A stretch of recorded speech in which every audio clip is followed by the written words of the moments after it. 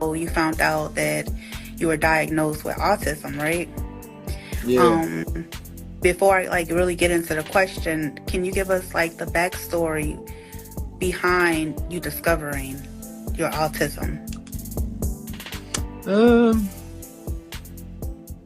I could, but it's a very, very long story. You know, it's like my whole life.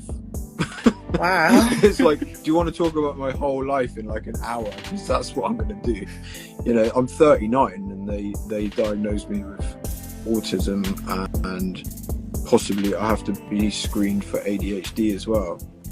And like that's quite hard to have that when you're like nearly 40 years old and you've lived your life. And you know, I've struggled a lot in my life. I'm not like other people. I don't think like other people. I don't want to think like other people. I don't do what anybody wants me to do. You know, I'm like defiant as hell. Like I'm what's it called? Oppositional defiance. Hard-headed. No. See? Like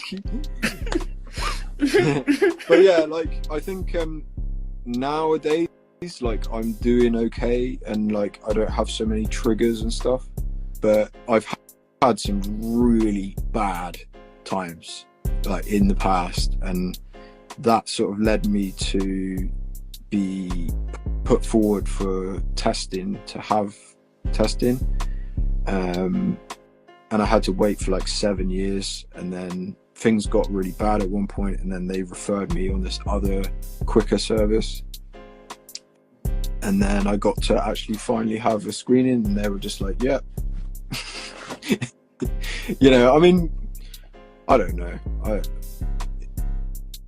that's all I've got to say about it right now. No. Really.